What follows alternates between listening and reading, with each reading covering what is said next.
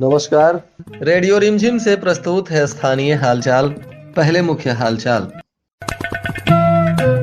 जिले में हुआ 66% से अधिक मतदान, महिलाओं की संख्या रही सर्वाधिक। पूर्व जिला परिषद अध्यक्ष मुकेश पांडे की तबीयत अचानक खराब, डॉक्टरों ने दिल्ली किया रेफर। गोपालगंज में भीषण सड़क हादसा, देवरिया के एक शिक्षक की मौके पर मौत। भाजपा को वोट देने पर दबंगों द्वारा की गई 3 दलितों की पिटाई, पुलिस जांच में जुटी। वज्रगृह में ईवीएम को रखा गया सुरक्षित, सीआईएसएफ के जवानों का लगा पहरा। स्थानीय हालचाल के इस अंक के साथ मैं अनिकेत मिश्र। अब हालचाल विस्तार से। गोपालगंज के सभी 6 विधानसभा क्षेत्रों में इस बार जमकर मतदाताओं ने अपने मताधिकार का प्रयोग किया है। हमारी आधी आबादी यानी कि महिलाओं की संख्या पुरुषों की अपेक्षा काफी अधिक रही है। पिछली बार के मुकाबले 10% से भी अधिक मतदान दर्ज किया गया है। आज जिला प्रशासन ने एग्जैक्ट आंकड़ा जारी किया, जिसके अनुसार बैकुंठपुर विधानसभा क्षेत्र में 2020 में जहां पुरुष 50.92% और महिला 64.92% मतदान की थी, तो वहीं कुल मतदान 2020 में बैकुंठपुर में 57.68 था। इस बार 2025 में यह आंकड़ा बढ़कर पुरुषों का मतदान प्रतिशत 61.82 रहा और महिलाओं का मतदान प्रतिशत 76.19 दर्ज किया गया, यानी कुल 68.59% मतदान बैकुंठपुर में हुआ। इसी तरह बरौली में 2020 में पुरुषों की संख्या 52.87% थी और महिलाओं की संख्या 63.78% थी, यानी 2020 में कुल 58.18% वोट हुआ था, जो इस बार बढ़कर पुरुषों की संख्या 59.37 हो गई और महिलाओं की संख्या 77.81 हो गई। कुल 68.5% बरौली में इस बार मतदान हुआ।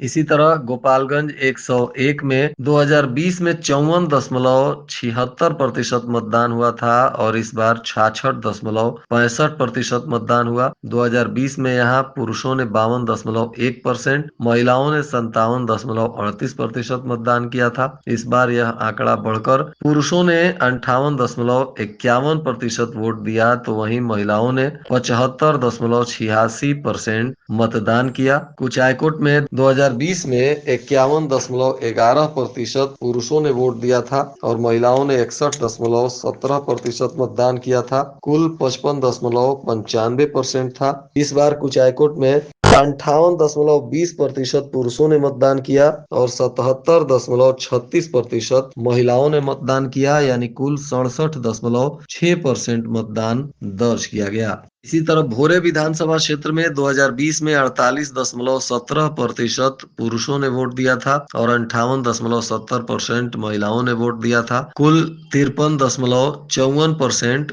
2020 में भोरे में मतदान हुआ था और इस बार यह आंकड़ा बढ़ गया। इस बार भोरे में 54.17% पुरुषों ने मतदान किया और 72.52% महिलाओं ने मतदान किया, यानी कुल 62.86% भोरे में मतदान हुआ। हथुआ में 2020 में 53.35% पुरुषों ने मतदान किया था और 61.3% महिलाओं ने मतदान किया था। कुल 57.10% वोट 2020 में हुआ था और 2025 में यह आंकड़ा बढ़ गया। इस बार यहाँ पुरुषों ने 58.28% मतदान किया और महिलाओं ने 77.13% मतदान किया। यह आंकड़ा बढ़कर 67.15% दर्ज किया गया। इस तरह से जिले में अगर बात करें तो कुल 2020 में 51.43% पुरुष वोटिंग हुई थी और 61.8% महिलाओं की वोटिंग हुई थी, यानी कुल 56.13% वोट 2020 में ओवरऑल जिला में दर्ज किया गया था। यह बढ़कर इस बार 66.64% हो गया। इस बार 2025 में पूरे जिले में 58.32% पुरुषों ने मतदान किया और 76.4% महिलाओं ने मतदान किया,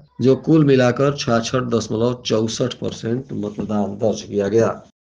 गोपालगंज के पूर्व जिला परिषद के अध्यक्ष और कुचायकोट के विधायक पप्पू पांडे के भतीजे मुकेश पांडे का गुरुवार की देर शाम अचानक तबीयत काफी तेज खराब हो गया। बताया जा रहा है कि डॉक्टरों ने ब्रेन हेमरेज की शिकायत की, जिसके बाद यहां से तुरंत उन्हें गोरखपुर ले जाया गया और गोरखपुर में प्राथमिक उपचार के बाद वहां से डॉक्टरों ने रेफर कर दिया और गोरखपुर से एयर एम्बुलेंस के माध्यम से मुकेश पांडे को गुरुवार की देर रात ही दिल्ली के मेदांता हॉस्पिटल में शिफ्ट किया गया। बताया जा रहा है कि वहां उनके ब्रेन हेमरेज का इलाज चल रहा है। फिलहाल सर्जरी की भी बात सुनने में आई है और अभी उनकी स्थिति खतरे से बाहर है। मुकेश पांडे के समर्थकों में काफी मायूसी देखी जा रही है। चुनाव के तुरंत बाद हुए इस घटना से मुकेश पांडे और पप्पू पांडे के समर्थक काफी मायूस और दुखी हैं। गोरखपुर में भारी संख्या में उनके समर्थक भी पहुंच गए थे, जिसके बाद अस्पताल के आसपास जाम की स्थिति पैदा हो गई थी। इसको ध्यान में रखते हुए डॉक्टरों ने वहां से उन्हें दिल्ली रेफर किया। हालांकि उनकी स्थिति भी काफी क्रिटिकल हो गई थी, जिसके बाद दिल्ली के बड़े अस्पताल में उनका इलाज चल रहा है। उनके सभी समर्थक जल्द ही उनके स्वस्थ होने की कामना कर रहे हैं। आज दोपहर बाद मुकेश पांडे के संदर्भ में जो जानकारी मिली उसके अनुसार उनकी स्थिति खतरे से बाहर बताई जा रही है। आज शुक्रवार की सुबह गोपालगंज के थावे बाईपास पर तुरकहां पुल के पास एक भीषण सड़क हादसा हो गया। बताया जा रहा है कि एक अज्ञात वाहन के जोरदार टक्कर से एक शिक्षक की मौत हो गई। मृत शिक्षक उत्तर प्रदेश के रहने वाले बताए जा रहे हैं। टक्कर इतनी जबरदस्त थी कि युवक के शरीर के नीचे का हिस्सा पूरी तरह से पीस गया था। उनकी घटना स्थल पर ही हुई दर्दनाक मौत से देखने वालों के रोंगटे खड़े हो गए। स्थानीय लोगों ने वहां विरोध प्रदर्शन भी किया। कुछ देर तक सड़क जाम हो गया था। मौके पर पहुंचकर पुलिस ने किसी तरह लोगों को समझाया बुझाया और शव को कब्जे में लेकर पोस्टमार्टम के लिए भेजा। मृतक देवरिया जिले के पीपरा रामधर के धनौती राय गांव के रहने वाले भीमल यादव के 44 वर्षीय पुत्र शंभुनाथ यादव बताए जा रहे हैं। घटना के बाद से पुलिस ने मृतक के परिजनों को सूचना दी और देर शाम तक उनके परिजन पहुंचे हुए थे। घटना के बाद से परिजनों में कोहराम मच गया था। इधर चुनाव के बाद सिधवलिया थाना क्षेत्र में एक मारपीट की घटना हुई। बताया जा रहा है कि सिधवलिया थाना क्षेत्र के बलम राम, मनेश राम और छत्तू राम के द्वारा मतदान कर घर लौटने के दौरान बुचिया नारायण जी टोला में कुछ लोगों ने भाजपा पार्टी को वोट दिए जाने के बाद नाराजगी जताते हुए इनके साथ मारपीट की। बताया जा रहा है कि इस मामले में पीड़ितों को सदर अस्पताल में भर्ती कराया गया, जहां बैकुंठपुर के भाजपा प्रत्याशी मिथिलेश तिवारी भी पहुंचे। घायलों की स्थिति के बारे में उन्होंने जाना और आरोपियों पर सख्त कार्रवाई करने के लिए जिला प्रशासन से मांग की। हालांकि इस दौरान सिधवलिया थाना की पुलिस ने एसडीपीओ 2 के निर्देशानुसार आरोपियों पर केस दर्ज कर लिया है और इस मामले में कानूनी कार्रवाई भी शुरू कर दी है। इस घटना को लेकर सदर एसडीपीओ 2 राजेश कुमार से बातचीत की गई तो उन्होंने बताया। बीते दिनांक 6/11/25 को समय 19 बजे संध्या थानाध्यक्ष सिधवलिया को सूचना मिली कि ग्राम बुचैया नारायण टोला में अनुसूचित जाति के व्यक्तियों को किसको वोट दिए हो के बात पर दबंगों द्वारा मारपीट किया गया। सूचना पर थानाध्यक्ष सिधवलिया द्वारा ग्राम बुचिया नारायण टोला पहुंचकर जख्मियों को नजदीकी अस्पताल में इलाज हेतु भर्ती कराया गया एवं लिखित आवेदन के आधार पर 3 व्यक्तियों के विरुद्ध कांड दर्ज कर गिरफ्तारी हेतु छापामारी की जा रही है। इधर चुनाव संपन्न होने के बाद गुरुवार की देर रात तक वज्रगृह में सभी ईवीएम को सुरक्षित लॉक कर दिया गया। बताया जा रहा है कि विधानसभा चुनाव में ईवीएम को टीचर ट्रेनिंग कॉलेज थावे के डाइट सेंटर में बने वज्रगृह में रखा गया है। ईवीएम की सुरक्षा चौकसी के लिए सीआईएसएफ बल को तैनात किया गया है। वज्रगृह अंदर के सील बंद कक्ष के बाहर अत्याधुनिक हथियारों से लैस होकर सीआईएसएफ के जवान पहरा कर रहे हैं। इसके साथ ही सीसीटीवी कैमरे भी लगाए गए हैं। बीते गुरुवार की देर रात पर्यवेक्षकों ने ईवीएम मशीन वाले कक्ष को विधिवत सील कर दिया। गुरुवार की देर शाम गोपालगंज, बरौली, बैकुंठपुर, कुचायकोट, हथुआ और भोरे विधानसभा क्षेत्रों का ईवीएम डाइट में बने वज्रगृह में रखा गया है। अब सभी उम्मीदवारों की और आम जनता की भी निगाहें होने वाले मतगणना पर है। इसी दिन 6 विधानसभा के प्रत्याशियों के भाग्य का फैसला होगा। परिणाम बताएगा कि मतदाताओं ने किसे विधानसभा भेजने का फैसला किया है। सभी विधानसभा क्षेत्रों में हुए कड़े मुकाबले के बीच जीत का सेहरा किसके सिर बंधेगा, यह मतगणना के दिन ही तय होगा। इधर बिहार भाजपा प्रदेश कार्य समिति के सदस्य की छवि धूमिल करने के मामले में एक युवक के खिलाफ थाने में प्राथमिकी दर्ज कराई गई है। प्राथमिकी में खुरहुरिया वार्ड नंबर 11 निवासी और भाजपा प्रदेश कार्य समिति के सदस्य अमरेश राय ने आरोप लगाया है कि कटिया के एक युवक ने फेसबुक पर उनका फोटो लगाकर उन पर और एनडीए प्रत्याशी सुनील कुमार पर बेबुनियाद आरोप लगाए हैं। इससे उनकी सामाजिक एवं राजनीतिक छवि को नुकसान पहुंचाने का प्रयास किया जा रहा है। इस मामले में अमरेश राय के आवेदन पर पुलिस ने मामला दर्ज किया है और जांच शुरू कर दी है। आरोपी युवक की पहचान भी की गई है और तकनीकी रूप से भी जांच कर कानूनी कार्रवाई की जाएगी। इधर एक बिहार के प्रमुख टीवी चैनल पर बरौली के देवापुर में मतदान के दौरान दो पक्षों में हुई मारपीट की खबर को चलाया गया था। इस खबर के संदर्भ में गोपालगंज जिला प्रशासन ने बताया कि यह खबर पूरी तरह से निराधार थी। इस तरह के फेक न्यूज बड़े टीवी चैनल में चलाए जा रहे हैं, जो चिंता का विषय है। जिला प्रशासन ने ऐसे खबरों से लोगों को आगाह किया, कहा कि ऐसे खबरों से सावधान रहें और कोई भी इस तरह का भ्रामक खबर नहीं चलाए जिससे समाज पर इसका बुरा असर पड़े। जदयू के प्रदेश सचिव प्रमोद कुमार पटेल ने सिवान और गोपालगंज के सभी विधानसभा क्षेत्रों पर एनडीए उम्मीदवारों की जीत को लेकर आश्वस्त करते हुए मतदाताओं का आभार व्यक्त किया। उन्होंने कहा कि एनडीए उम्मीदवारों की जीत सुनिश्चित है और फिर से मुख्यमंत्री नीतीश कुमार ही बनेंगे। उन्होंने मतदाताओं का धन्यवाद दिया और कहा कि गोपालगंज और सिवान की जनता ने एनडीए उम्मीदवारों को अपना भरपूर आशीर्वाद दिया है। इधर बैकुंठपुर विधानसभा क्षेत्र में सोशल मीडिया पर प्रत्याशियों की तरफ से पैसे बांटने की भी खबर चलाई गई थी। सोशल मीडिया पर इसकी तस्वीर पोस्ट कर अफवाह फैलाया गया था। इसको लेकर भी पुलिस ने कहा है कि इस तस्वीर की जांच की जा रही है और इसमें जो भी सच्चाई या तथ्य सामने आएगा उस पर विधि सम्मत कानूनी कार्रवाई की जाएगी।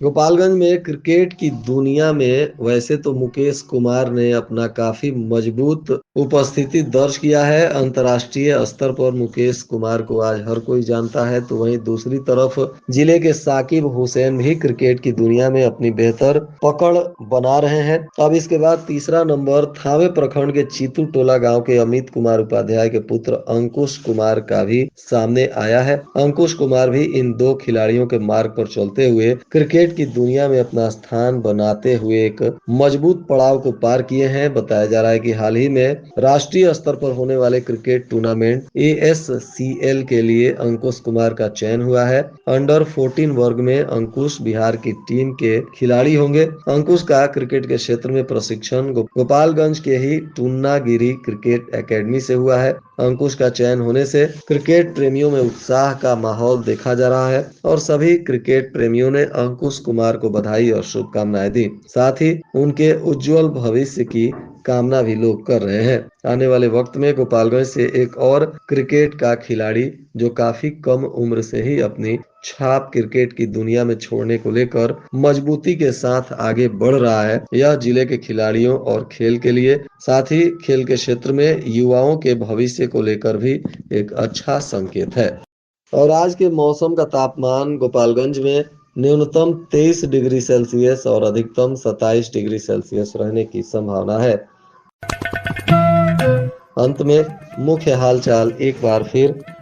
जिले में हुआ 66% से अधिक मतदान, महिलाओं की संख्या रही सर्वाधिक। पूर्व जिला परिषद अध्यक्ष मुकेश पांडे की तबीयत अचानक खराब, डॉक्टरों ने दिल्ली किया रेफर।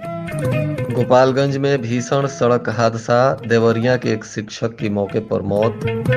भाजपा को वोट देने पर दबंगों द्वारा की गई 3 दलितों की पिटाई, पुलिस जांच में जुटी। वज्रगृह में ईवीएम को रखा गया सुरक्षित, CISF के जवानों का लगा पहरा। इसके साथ ही रेडियो रिमझिम से प्रसारित स्थानीय हालचाल का यह अंक समाप्त हुआ। नमस्कार।